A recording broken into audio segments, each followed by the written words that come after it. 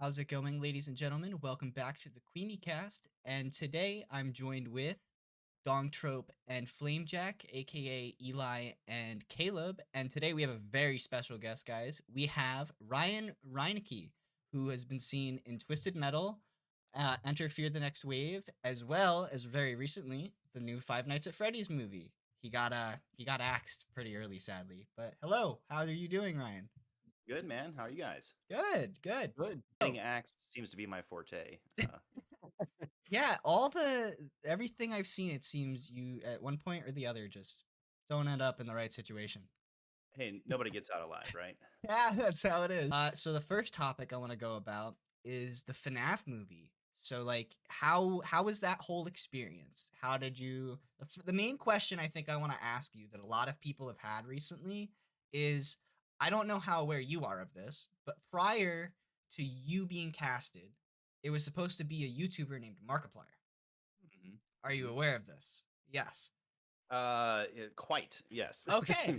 Quite, yes. So, how did the casting process go? Was that after Mark had said he couldn't do anything, I'm assuming?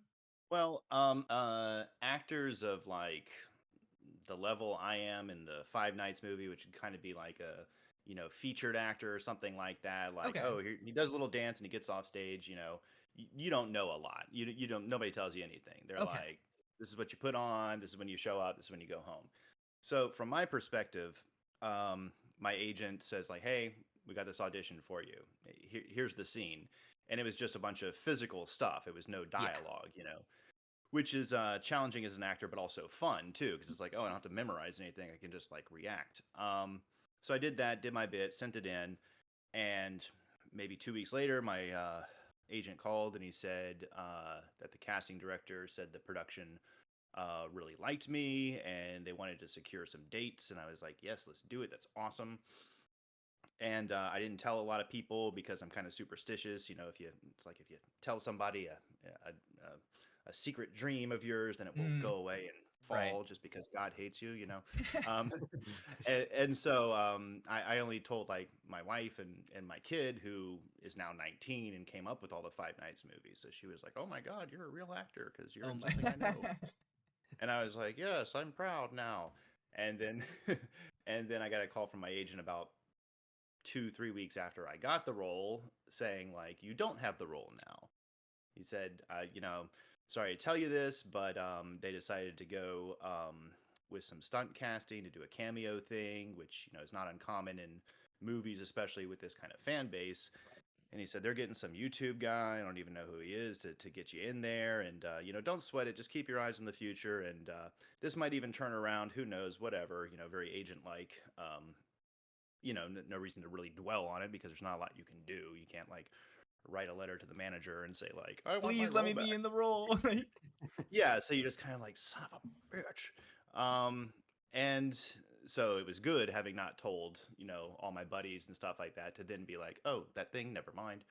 Um, and then maybe 2 months went by after that. Agent called up. He said, what are you doing next week? I was like, next week? Oh. Jesus Christ. Right. I was like, anything you want me to, dude. And he was like, well, you're back on for the Five Nights thing. We just need to confirm dates. And I was like, oh, okay. Um, and he didn't really say why. He just said that they weren't able to hash things out with that guy, or something wasn't clicking. And I was like, okay, doesn't matter. I'm back in. And I got there and did my bit, and got costume fitting, which was 2 days, and then filmed for 2 days. And when I showed up on set, the like second AD, assistant director, is kind of the head of like all the grips that move stuff around and reposition stuff, like the real meat and potatoes of making a production. Was just had his arms folded in the parking lot when I pulled up to the cast thing, and he was like, "Man, they really put you through the ringer on this one." And I was like, "Okay, you know way more than I do, dude." And I was like, "What's up?" And he was like, "Well," and he gave me the blow by blow. He was like, "Do you know who Markiplier is?" I said, "Yeah, my kids shoved an iPad in my face at 2 o'clock in the morning, showing me play video, showing me him play video games, throughout the years. I know who he is." He's like, "Well, he was supposed to be the guy, but like things couldn't work out." Um, and at first he was going to do it. Things didn't look like they were going to work out. So then they put that first casting out there when I got notice of it. So Right. originally didn't look like it was going to happen. So then they said, shit, well, we need somebody for that role. They put it out there to like the local casting pool. They filmed in New Orleans, right outside. I live in the Southeast, so I was in the pool of people that was put forward. Then after I was chosen, I guess his people came back and said, "No, oh, well, actually, we can work it out." And they were like, "Oh, okay, sorry, nobody guy down in Mississippi, you don't have that anymore."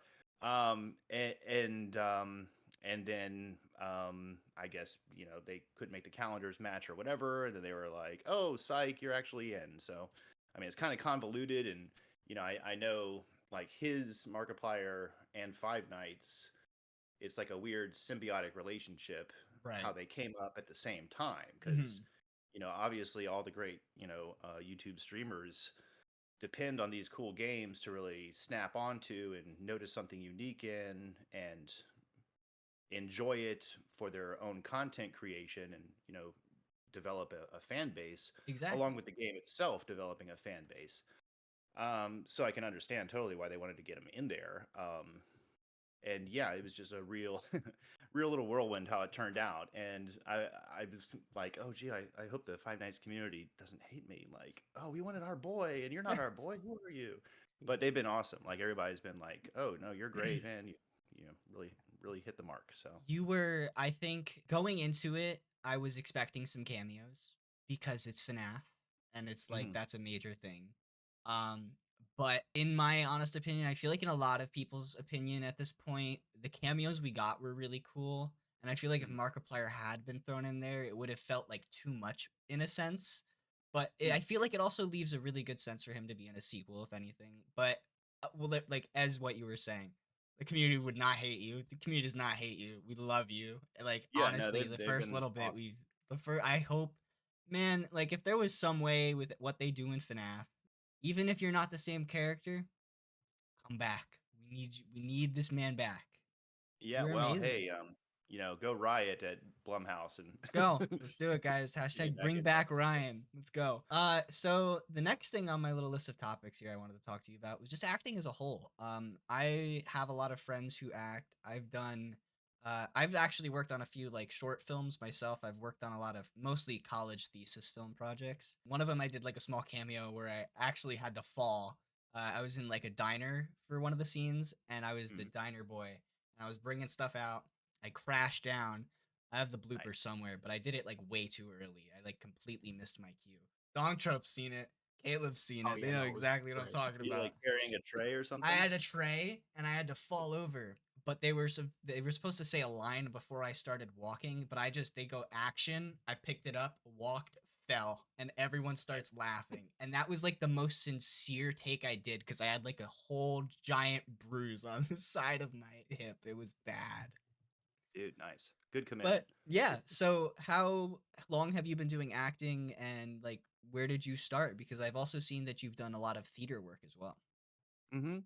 Probably must have been like 16 or 17 just getting into some community theater down in the area where I live, which is the Mississippi Gulf Coast, Okay. and there's a couple of good theaters down here, and like really a lot of the talent that comes out of it is surprising, and I'm trying to tell some of these guys like, hey, some more film auditions, try to get some of those.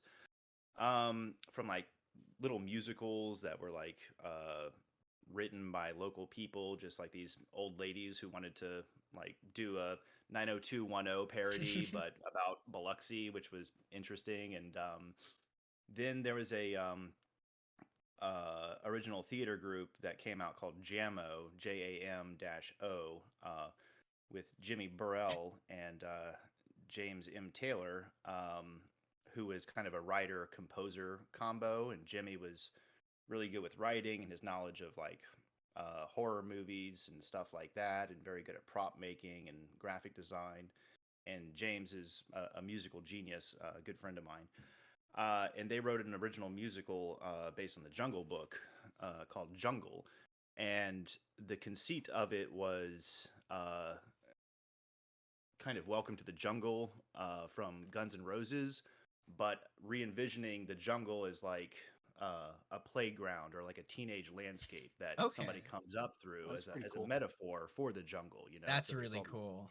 there's all these things and temptations and tribulations that one has to overcome. And yeah, that was great. And I played a vulture in that, so it was funny to many years later be a vulture in Twisted Metal, which Oh was yeah. very like the universe saying like keep going. It was a coming of age thing, I feel. Right, it was like full circle, you know. But yeah, and just over the years, developing and doing more and more. And in the beginning, I was very much doing comedy, which came natural to me. Okay. And then one time, a girl that I secretly was in love with was like, "Oh, Ryan, you're such a card," and she meant like, "Oh, you're an entertaining, funny guy." And in my self-deprecating sense, I was like, "Oh my God, she only sees me as like a joke. I'm only a clown. I must become Al No. Pacino." Um, and so I took that as like a challenge to myself to start developing some more dramatic skills. Okay. I went to some junior college here. I went to the University of South Alabama for a little while. Didn't do any theater there.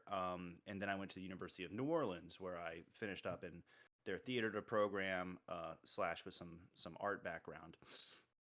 But it wasn't really until I got out of college there that I got into the theater in New Orleans, where I started seeing some just really amazing productions and like meeting some really amazing directors. And in a school environment,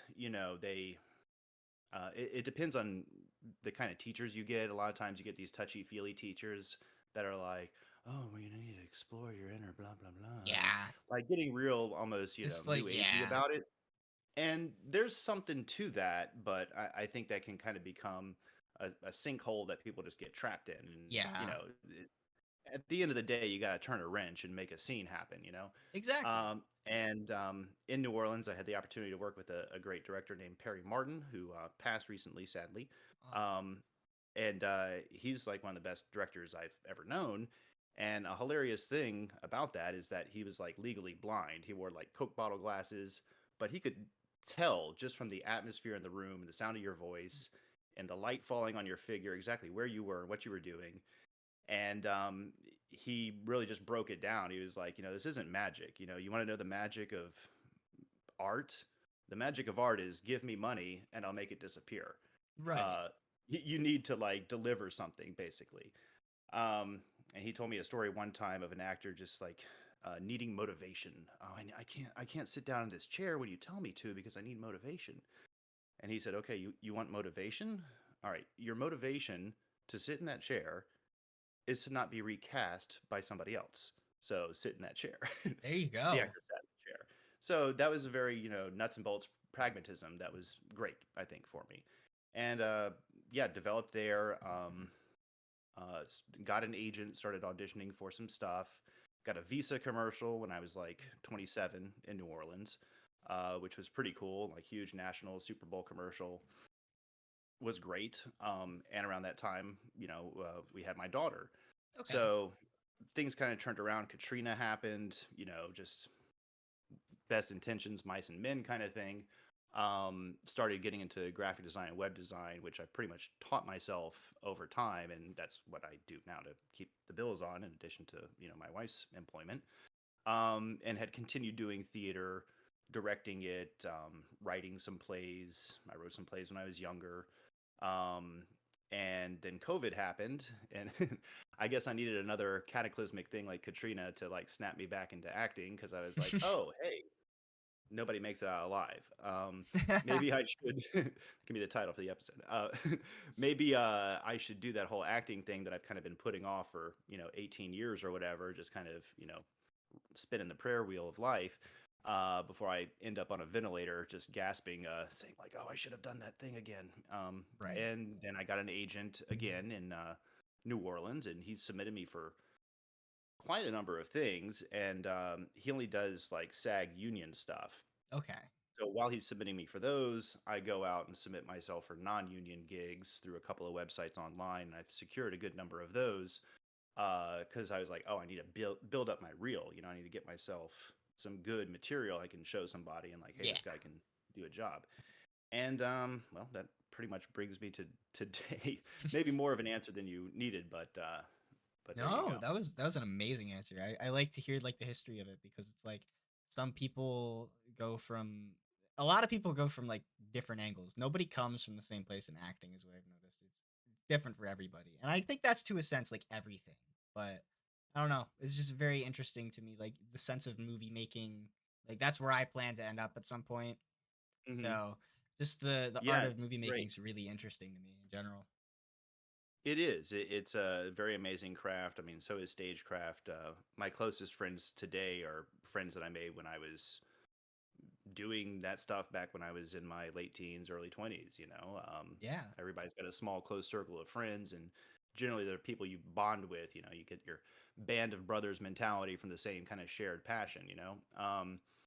And yeah, in theater and film, what I would recommend to people like, oh, because a lot of people are like, oh, I want to act, I want to be the Yeah. star, I want to be Mr. Everything. It's like that's cool, but learn other things too. Like, be useful in other regards. Like, if you know technical stuff, then you've just like leveled up your black belt kind of thing. Yeah. Because people are like, oh, hey, let's get PJ. Oh yeah, he could be in the scene, but he also knows audio stuff. Yeah, yeah, we need him because Exactly.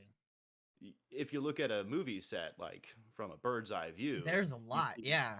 yeah, you see like three actors, but then you see like 60 other people who are working way more than those actors are as Yeah. far as calendar days, and they get pretty well compensated and they work their asses off too. Oh, Because absolutely. I can be like, "Phew, I'm done screaming. I'm gonna go to my trailer," and they're like, "Okay, well, we're Have gonna be here fun. for We'll be 3 here more for hours. yeah. Wrap it up." Yeah, This next one's a fun one, and I think Caleb also has a few questions about this one. So we'll start this off with Twisted Metal a little bit because cool, cool. that was we watched that episode today. It was really fun, and I loved your little scene. It's really funny. Just all the Thank dialogue within that scene was really funny. She's up Yeah, it there. was real She's smart. up there doing angel dust with baby Jesus now. But Flame wanted to ask a question regarding the Twisted Metal stuff for you. Sure. Have you played any of the games? It has been a minute, but yeah, back in the day. I mean, those were groundbreaking games, kind of along the lines of what GoldenEye was for first-person shooters. That was for driving simulators. If you remember anything about them, what's your favorite ending? Like all the characters have different endings. Oh, I don't know it that well. I have to recuse Fair. myself. Yeah. Like as far as I knew or can recollect, it was just like here's this post-apocalyptic world. You get a wild car and beat the ever-living Christ out of your buddies for 4 hours nonstop, which was fantastic. And I don't really remember a story as far as like the game goes. What's your favorite video game? Do you have a favorite? Ugh. Well, favorites are a weird thing because you'll have your favorite movie or game at a certain point in your life. Right. One that will always stand out is like the Legend of Zelda, the OG 8-bit version. Yep. Because like as a however old I was at the time, 11 or 12, cracking that case and seeing that Willy Wonka gold just kind of glow out at you, you're like, whoa, what is this? Yeah, that was like just mind bending. Like a lot of those early Nintendo just keystone games have a special place in my heart. Recently, as we were saying before we recorded, like when you turn old, you might not have as much free time to play games. So like when a game comes out and I hear about it, I try to pick like one a year that I'm like, okay, that's the one I'm gonna really sink my teeth into. And the Mhm. last one I did was the Cyberpunk game because I've been a fan of Okay. like the aesthetic Hmm. and the role playing game back in the day and stuff. And played that on my PS4 as it like whined and like blew smoke. Um, and I played it up like right until the last mission. It was like, dude, this is the last mission. If you go anymore, you can't turn back. And I was like, okay, I'm gonna turn the game off, and I won't play again until I get a PS5, and I'm gonna start over because There I'm you a sadist. go. Uh, and that's what I'm gonna do. I mean, The Last of Us was fantastic. Uh, there's Heavy Rain. That game. Oh, I think I've heard of that. Developer did Between Two Souls or something like that. Just these really like unique gameplay mechanics of like the beginning of the game. You're like brushing your teeth with like the controller, like the It's way like you like unfold the action. It was like, is this fun? it's like this is weird. Yeah, and it was like about like a kid's abduction, and you like play different characters throughout it, and I just thought it Wow. was like so well paced. It's like you're playing a movie kind of thing. It wasn't trying to, blow your synapses with action, which, I certainly like, but it was more storytelling and like really involved, and it was on PS3, and they got a hell of a lot out of the system when they came out. Currently, I'll smash some Overwatch with me and my buddies. That's what we'll play. Like, I'm pretty good too. I surprised myself. I was like, "This is moving too fast," and then after a while playing it, I'm like, "You're moving too slow," and really got into it, and got my mains down and stuff like that, and quite enjoy that game to blow off some steam because you can just pick that up and go to town and put it down. You don't have to remember like, oh, what did the shopkeeper want me to get, and like a Skyrim game or something like that. Mhm. Skyrim was also awesome. Skyrim's awesome. Well, then I feel like I don't play Overwatch, but I feel like this is a question everyone's gonna ask now that you just said that you played Overwatch and brought up your mains. Who do you main in Overwatch? Question. I really wanted to main as Widowmaker because Okay. she's got a sniper rifle that instantly turns into a machine gun. I was like, this is what I've wanted in Call of Duty every time I played it. Like, this is fantastic. But I sucked eggs. I couldn't make it work, and I was like, I'm gonna never play this game again. Then I was like, wait a second, what's this robot girl? And started playing Diva. So Okay. Diva was my first, and she's like my solid go-to tank. And then I was like, nobody ever wants to be a healer. Maybe I should learn to be a healer. And couldn't do Mercy, but Moira I can really slay on. I've gotten like 40 kills My on Moira, gosh. just like slaying. And I'm like, hey buddies, and she's a healer too, so like you can really do a lot of damage. And a lot of your team will get pissed off if all you're doing is damage and not healing them. Right. But yeah, I can do her little teleportation thing really nicely, and like the way she works. And then a Bastion I kind of fell into as far as like the damage class goes. Okay. All right. Well, there you go. If you guys are wondering who Ryan Reinike means, there you Fill your scorecards, yes. go. So this is actually something I think Caleb and Eli will be super interested in as well. So outside of film and acting stuff, you brought up before as well. You do graphic design and web design as like your main thing outside of it to keep the stuff going. Yeah. I got a little company called Magnetic Arrow, Okay. and I'll build websites for people, and Ooh. I'm not that sharp in C sharp or any of those like hardcore coding skills because I'm a visual guy. Hmm. So WordPress I've figured out over the years, and I have a VPS that I rent from a company, and I have all my clients on it. And usually, if somebody is like, "Oh, I need a website for my business," they also need a logo and brochure and blah blah blah blah blah. So my graphic skills have come in there too. So it's kind of all part and parcel. But I also do photography and videography for a couple of the theaters in the area too, which is good, and helps keep my editing skills sharp because I set up 3 cameras and do like a 3 camera There edit and you stuff like go. that, which I really enjoy. Um, and yeah, I like creative little challenges when they come up. For instance, I taught myself how to do stained glass work about a year or two ago That's amazing. because we had in this house that I live in, that was my grandmother's house, that we bought, like old 1950s house. They had those old wall units, stuck through the Oh, wall to the yes. outside, but they were from like 1950 or something like that. They didn't work. The house has since had central air put in, so they're just like taking up space and they look ugly. Yeah. My wife was like, "Oh, we should like remove these and like put windows in there." And I was like, "Ooh, that sounds like money." Ugh. She was like, "Oh, we should buy some stained glass and put them in there." I was like, "Oh, that sounds like more money." Like, Ugh. ooh. And then I was like, "Well, how hard can that be? I mean, it's just cutting glass, right?" So I just watched a ton of YouTube videos, got some stained glass equipment, and just kind of figured it out, and built 2 really awesome panels that I installed in there. and then I haven't done much stained glass since, which is It's weird. I amazing just, though. really hyper focused on that and then moved on to some other thing, which kind of have a problem with sometimes as a creative person. It's like, oh, these keys aren't so jangly anymore. Let me go over here. Right. Um, Started writing a couple of scripts recently. I've finished one and I'm revising it, and I'm kind of 50% the way through another one. And the first one's an original concept, and the other one's based upon pre-existing intellectual property. So it's not a film I would be making myself. I'd have to kind of Right. sell it to a big studio.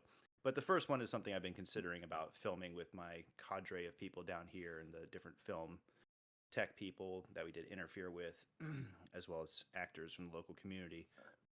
And maybe I'll get to it in the next year or so. Who knows? That's amazing. That's really cool. There's like a lot of cool stuff there. Stained glass in itself is like when I see it, especially like I mean like this is I'll bring up like the FNAF movie again because they used some stained glass in that Yeah, yeah. in the one spot. And I was like, that's crazy. That's literally identical. So like kudos. Like I can only do so many things. It's like I edit, I do some other stuff, but it's like that's you're incredible. Like I mean, you put time and focus on it, and you can do almost anything. That's like a craft. They got the 10,000 hour rule. I remember a acting class I was taking with a guy in New Orleans, and this really eccentric, like Cajun guy, and he was like, "Okay, I want to show you guys something. All right, man." And he got down on his hands and knees, and he put his finger against the floor, this wooden floor. He's like, "Do you see the hole?" We're like, no, it's a piece of wood on the floor. If I keep doing that, man, there will be a hole there." And we were like, "Whoa!" And he was like, "That's the acting, man. You keep going, and you keep putting in the time and the that's focus, and crazy. make that hole, bitch." Yeah. That's actually crazy. So this is the last little topic, and I think it's really a cool thing because it makes you think a little bit. Do you have any like long-term career goals in like acting and stuff? Uh, Ye Vague, like plain where the antelope run. I'd like to, be like a character actor that's kind of brought in. I'm not like gonna be Captain America or something like that. Good bad guy roles are way more interesting anyway. Um, I would like to, kind of dance between something that is more, real studio kind of like the Five Nights thing, but also do independent stuff too, because they Right. usually offer more challenging roles and more unique voices and stories sometime.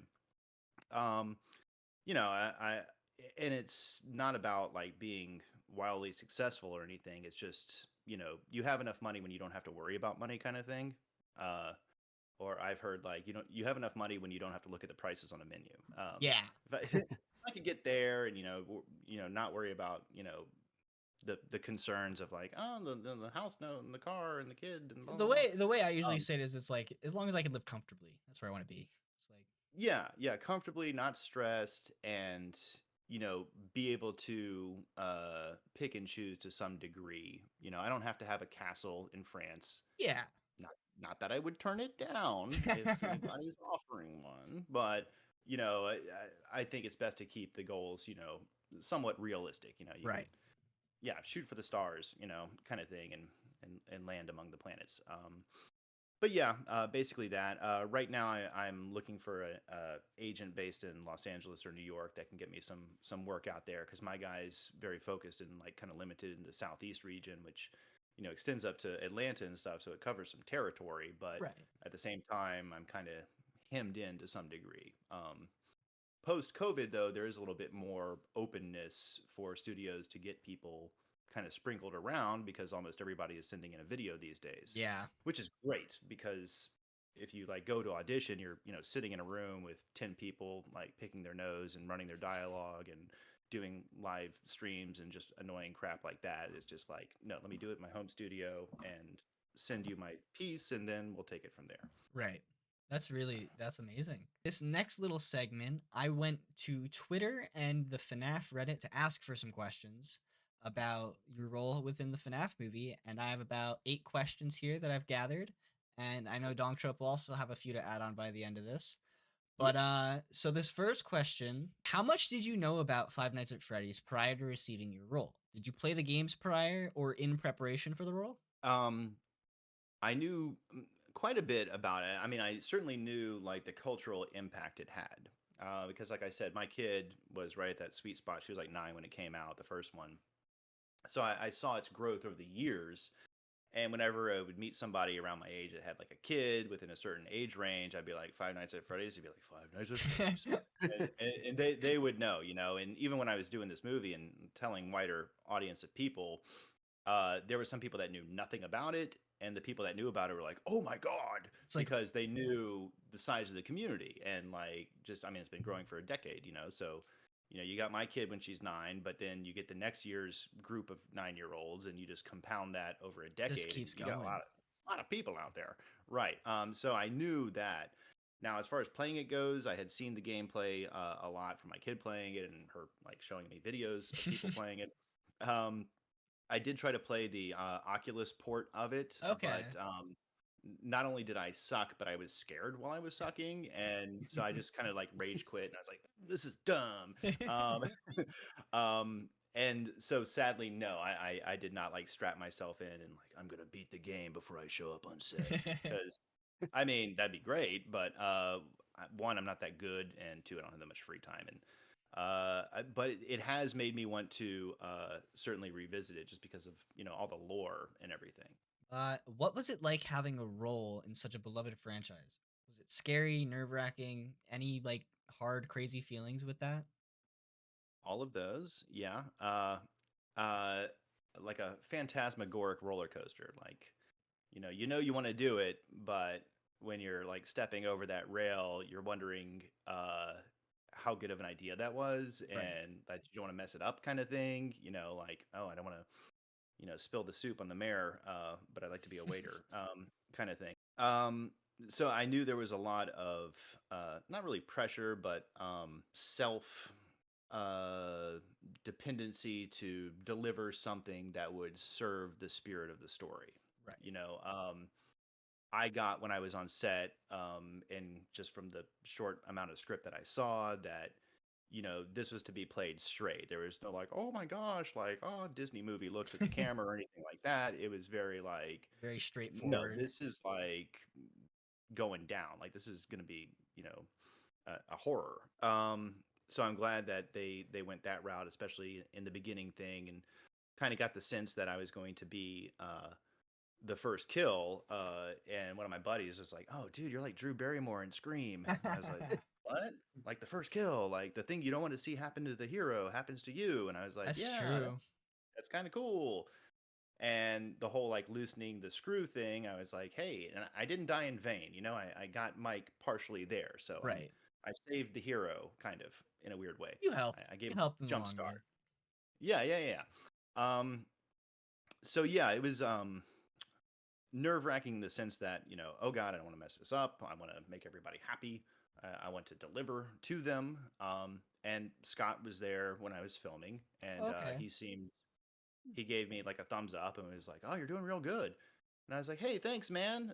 Oh, And I then remember he this like, tweet. You talked about this on a tweet, yeah, didn't yeah. Then you? he went into the studio, and I was out like it was between the studio and like the snack area, and somebody was like, "Oh, that's the creator of the game," and I was like, "Oh shit, I thought it was just a film guy. I thought it was like a grip or something," because I didn't know him on site, Right. And there's so many people there being like, "Hey, you're doing all right," just kind of general camaraderie. And so I was like, "Oh, okay." He kind of gave me his blessing, and Right. Emmy, the director, seemed really, happy with what I was putting forth and everything. So, you get that good feeling, like, "Oh, I'm contributing." I'm Yeah. lifting and delivering. Because Exactly. as an actor, you're a gear in a mechanism, and your gear has to deliver a certain function at a certain time in a certain flavor. And I felt like I was able to do that. So it was satisfying as a performer. Adding on to that, because I know you were just talking about like, because as you were saying, talking about how straightforward and like horror it was. I know as a lot of things from the movie, unfortunately. I don't want to talk about too much in case like something ends up being like a deleted scene at some point. But your scene got cut a decent amount, correct? I wouldn't say a decent amount, but there is one shot at least Oh, that okay. got cut, and it was being drugged down the hallway after the trying to escape through the the gated door there. Um, and yeah, it was quite a setup. I mean, we spent maybe 40 minutes on it or so figuring it out because they had to actually like strap my legs to like the dolly that the camera was Oh on my and like pull me down gosh. a hallway while the camera's like pointed down at me. Um, and they did it a couple of times with like one of the crew guys just to figure it out, kind of get everything dialed in. They're like, all right, Ryan, you ready? I'm like, yeah, that's what I'm here for. And so the makeup department put a nice big old wad of like fake blood on the back of my head, so when I got pulled it was like with like Ah. a line of blood, and I was like, this is gonna look so awesome. But then somebody posted on Twitter the hand being drug in the hallway and like, what is this? I was like, oh yeah, that was me. And I mean, I just realized that the reason that that probably didn't make it was so that they could maintain their PG-13 Yep. rating, simply because of that continuity of age ranges that they have to kind of Oh yeah. meet that sweet spot for. You don't want the dad that brings his kid there being like, oh God, this is a little rough, Yeah. and so what they were able to do with kind of like the implied stuff or the very quick shots, like the one girl getting chomped in half and stuff Yeah. like that, and it just happens like split second, and it's almost like kind of the philosophy of filmmaking in the psycho shower scene. It's like what Right. you don't see that you imagine makes it more effective to a certain degree. Sometimes not seeing exactly what's happening makes it scarier in retrospect because you have to think about what's happening. Yeah, because then the filmmaker is making you film it in your mind. Exactly. And, you know, you're off to the races then because, your people are most scared of things that aren't real because they can imagine how bad they can be. Exactly. So I know you were only on set for 2 days, but did you get to see and or interact with any of the animatronics other than Foxy? Um, yeah, during some of the downtimes, I mean, interact to the degree of like walking around and talking to the Jim Henson company people that were Right. there. Um, Actually, when I was in New Orleans living there, I did a stage adaptation of Amadeus. Well, I mean, it was originally a stage play by Paul Schaefer.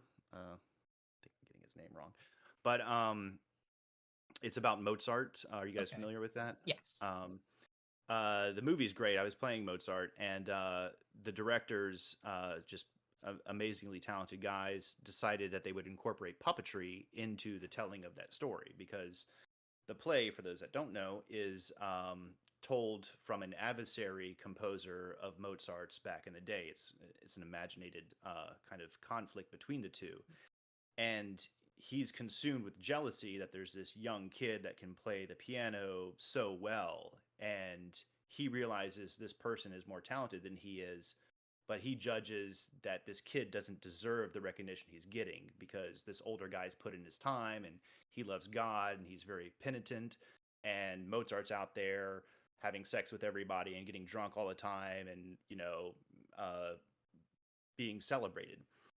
um, and the play is told through that older Salieri composer's memory. So the directors were like, well, why don't we use puppets to be his representation of what happened in the past, because he's kind of simplifying everything and like reducing it. And so we incorporated a lot of puppetry into the play. And for that, they brought down a fellow from the Jim Henson Company, Richard Termini, to come down and work with us intensely about a week to just dial in the puppetry and give us some pointers and, refine what we were doing. So I had something I could be like, oh, I can talk to the Jim Henson people about this, and talk to an older lady, maybe late 50s or something like that, as my in, because she'd be most likely to know the fella, and she knew him, and we spoke for a bit, and she was like rolling a cart at the end of the day, just full of Freddy parts to the storage area. And she explained to me that for every animatronic, there was like an animatronic version, but also like a puppet version that somebody could like actually put on and walk around in and Right. stuff like that. I was able to get really close to them. I mean, they were expertly crafted. Of course, they have to be in film, and I'm so glad that they went with the practical route and didn't try to do Oh any my gosh. CG. Um, That because I can imagine how like just like embarrassing that would be. And Scott, I talked to him for a brief time, and he seemed to be like one of the driving forces for wanting to keep it as practical in yeah. camera effect as humanly possible. And when I watched it, I was like trying to look for some CG stuff, and I was like, okay, those sparks were CG. Okay, that smoke was CG, and that's about it. Like that was Right. all I could really tell was like added in post, which is great because it also reduces the amount of delay between filming and delivery to the theaters. Like we filmed my stuff in like March of this Oh year. wow. It wasn't very long ago. So yeah, they turned this thing around like a revolving door, like super Yeah. quick. But large part of that is because they didn't have to wait, you know, how many ever 100 hours to render something, you know? Exactly. So I know people are asking about like cut scenes, all that type of stuff. But I want to know, do you have any funny or like cool stories from set, even though you were like not there much? Yeah. The day one was all the security room and breaking into the vent and crawling around the vents. Um, and for the vents, it was maybe about 15 feet of this industrial venting that they set up like a little gerbil maze, and they would, shoot a scene and say cut, and I'd go sit down and read my Kindle, and they would rearrange the whole thing into a new orientation, have me crawl through again, again, and again. And there was one setup where I was coming back, and Amy, the director, was like, "Okay, this is a reverse shot where we've moved the camera to a different angle of the thing that we just did." And when you say "just did" in a film setup, "just did" might be 45 minutes to 2 hours ago. Right. So I was like, "Okay, cool, I got it." And she was like, "Okay, you'll look this way, then go that way." And I was like, "Wait, that's not right." She's like, "What?" I was like, "Well, I would look this way, then go that way, not look this way, then go that way." And it's like, you're flipping the camera around, so it's Yeah. like a mirror image. And of course, you don't want to tell the director like, "No, you're wrong." But but I was just like, "Oh, I don't want to, mess up the final shot. Like this is it." But I mean, she was totally cool about it. She's like, are you, are you sure?" And I was like, "I think so." And she's like, okay, hold on." And she went back and they replayed the footage, and she came back. She's like, "Yeah, you're right. Okay, yeah, look this way, go that way." But she was super cool about it, and like towards the end of the day, the second day, which was the chase down the hallway and the chair, um, she was like, "You're doing great, Ryan. Are you comfortable in the chair?" And I was like, "As comfortable as one could be. Yeah, I mean, I'm laying here. Everybody else is standing, holding equipment and stuff." And then I joked like, "If you think I scream well, you should hear what I can do with dialogue." And she was like, "Oh, that's funny." And she actually had to remind me the one line that I had, which is "no," and I don't even think No. that made it in I was gonna actually. say, I don't think I heard That's a more. no. Yeah, I also gave a "please not like this" line because I just love that phrase, and they just decided to cut that out. Apparently, they also took like some of my sound effects and like layered it over different points in time, like Hmm. "Hmm, oh," Right. like these like little stings of anxiety. And I was like, I didn't make that noise then, but I realized they were doing that to maybe soften up the terror a little bit, if that makes Right. sense. I can Because understand that. I mean, from that beginning, it's pretty straightforward. Like, oh, is this going to be like a Saw or something? So they No, probably yeah, peppered those like things in. I've said from like because like I get why it wasn't, but like after watching the movie is like I've seen the movie a bunch of times by this point. But like after watching it, I'm like I just really wish if not like the whole movie, there were more parts of the movie that were as tense as that opening because I feel like for Mm. tension, that's as high as that movie got for me. That I was on the edge of my seat. I was like, "Don't kill this man. Don't kill this man." And then they killed this man. They killed. Well, I mean, the blades are here, and then we cut away. Who knows what could have happened? Maybe you pulled some crazy stuff cuz maybe you pulled some Saw level stuff with Hoffman and just escaped the Saw trap. I don't know how familiar you are with Saw, but Not at all, but I'll pretend I am. yeah. On the topic of the saw blades, this was actually a really cool question. Were the saw blades nerve-wracking at all, having them that close to you? Because obviously they weren't real saw blades, but still, that seems like something that could be like scary, still spinning at your face. Right.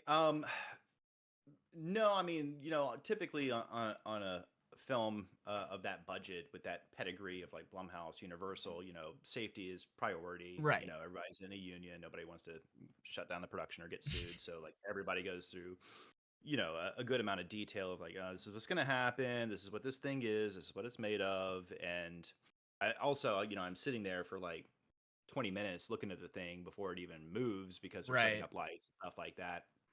And, I'm aware enough of prop making because I've done a fair amount in my time that I'm like dissecting it in my head. I'm like, oh, okay, I could probably make part of that.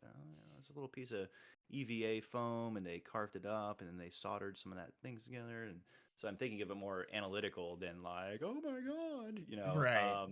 Right. So it is more fascinating to me as far as like studying the craft of what went into it and admiring the ability, like the red eyes, like were Right. really like I forget the term, like a camera lens. They were the aperture, like real deal stuff, and they had this wonderful kind of organic sound they made like live. Oh, I mean, wow. they sweetened it up for the production, but in the moment, it's like. That's cool. And That's really so yeah, cool. and as a performer, that's something great to help work off of too. Exactly. Yeah, yeah. Okay. So not much terror, for real, Right. anyway. Gotcha. All right. So this is a big packed one. I'm sure you know about this if you knew about the Markiplier stuff. If you can say anything about it, the community has been talking a lot about your character's name lately, between Mm-hmm. Bob and Fritz. What's your input on that? If you can say anything at Uh, well, my lawyers have advised me. all. Um, no, I mean, all I can say is, from my end, from the script that they gave me, is it was Freddy's security guard. That's what it's got on Okay. my IMDb. Um, and yeah, once oh, who's this guy? Started on Twitter and stuff like that. It's like, oh, is it phone guy? Is it phone dude? Is it Jeremy? Is it Fritz?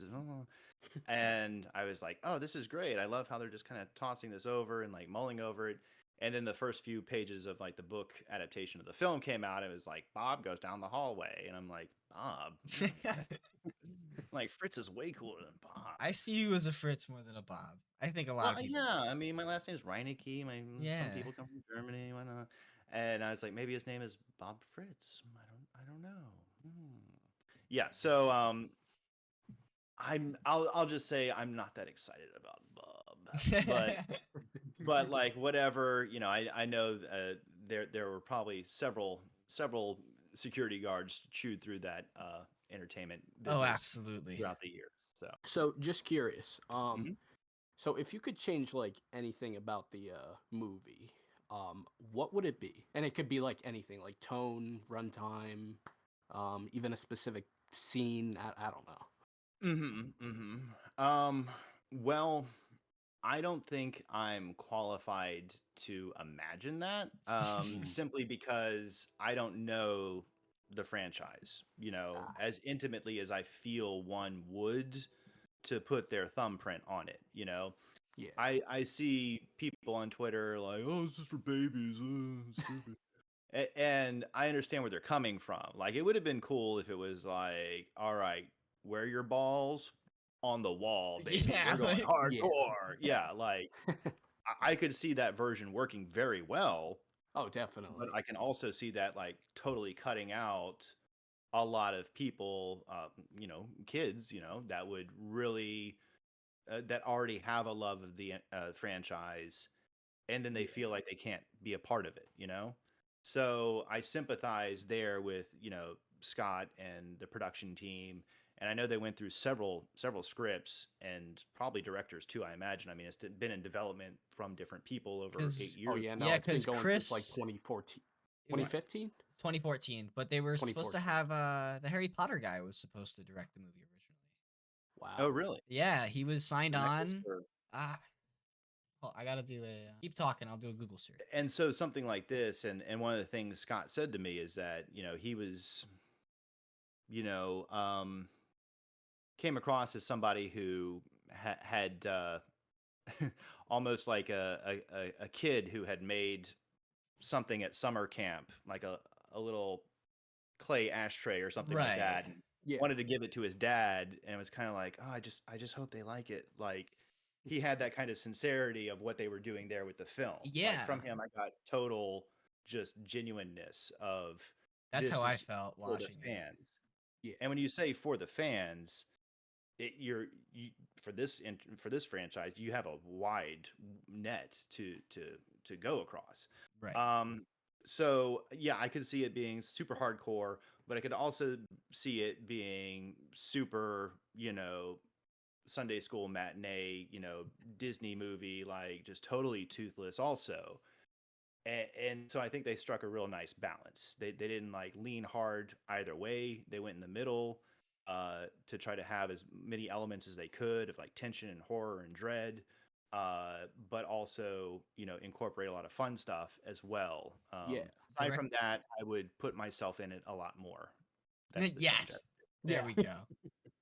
Because like you really like sold like just like the fear and just tension in that like opening scene. Like it was really good. Thanks, man. I appreciate that. The director was Chris Columbus, by the way. That's who was supposed to do Yes. Yes. Fantastic director. What are your thoughts on the pillow fort scene? I know a lot of people just keep going back and forth about whether or not that should have been in the film. And it's like, what are your thoughts on that? I'd be interested if I have no knowledge of this, but I'd be interested if there was maybe a scene or two missing before that happened. That was kind of like a ramp into it a little bit because it did kind of seem like what, huh? I like the aspect that it was like, okay, as disturbing as this is, these are like dead children's spirits in these things.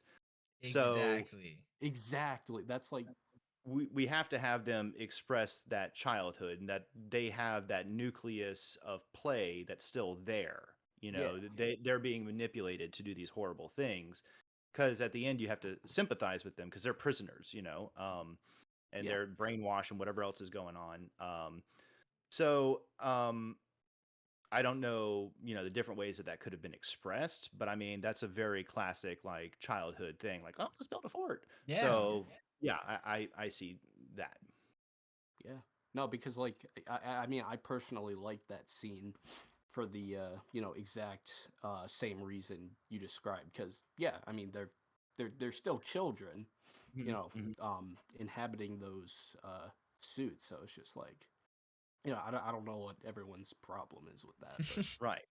I I mean, maybe I'm not sure. I can't really contextualize where in the movie it happened versus Mike's interaction with the kids in the forest. And this probably couldn't have happened because of that, because he got to know the kids later on in his dream sequences after that sequence happened.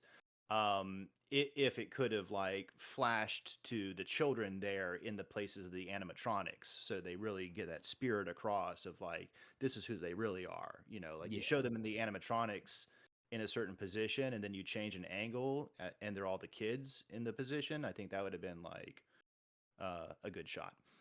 But I don't know if it could have been done at that point as far as like the progression of the story goes. If I can, I'd like to promote my Etsy store that I was about to say, please, like, promote whatever you want right now. I opened it up and I was like, oh, I could just sell like headshots of myself and stuff, which I'll probably do at conventions if and when I start going to them.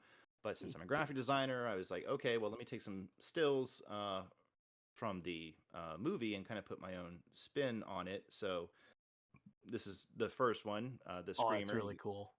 Thank you. I didn't realize how fat my face looked on the body until I did it in this render, but that's what happens when you make something 2D, But yeah, I thought, hey, this would be cool. Let me do like a personalized message with them and autograph them and send them around. And right now I got like a special intro thing going on, but thought the really wild colors would be fun to play around with, a couple of iconic moments. And then we got the employee termination one. Oh, that's amazing. Oh my gosh. Thank you. I did that one second, and I didn't know what I was going to do when I started doing it. I was like, this isn't going to look right. And That's just amazing. Yeah, no, doing that would this make like got me a there. sick poster. Thank you. Yeah, and I wanted to incorporate the little like Freddy mask. Oh in the my background here. gosh, I didn't even see those. Those are I love those. Dude. Yeah. Thank you. And then just a comp card of a couple of frames from the movie and my headshot. This is a smaller one. The other ones are 8x10. This is 5x7. This is the one that will Gotcha. get me sued for. And yeah, so it's available on Etsy at Ryan Reinike merch art .etsy.com. And Right? yeah, For check 'em audio out, please. listeners, go check them out. And for our visual listeners, that'll be up on screen for you guys right now. Before we end off, I just want to end this off with a really special thank you to Ryan, because I'm sure everything has been super crazy since this movie came out and also since the strike ended. So I just really want to say thank you for making the time to sit down with us and talk to us. I feel very grateful for that, and I'm glad to have sitting down to talk to you. I appreciate it. Thanks for reaching out. I love the homework you did and the questions you guys asked. Very thoughtful stuff. Made me think about them. It's getting me better for future interviews that I might have to do. So thanks a lot, man. It's been a blast. Not a problem. It's great having you. Ladies and gentlemen, go check out Ryan Reinike's Etsy. The link is in the description of the podcast as well. And thank you guys so much for listening to this week's episode of the Cweemy Cast. Thank you guys so much, and we'll talk to you on the other side. Peace out. Thanks, y'all.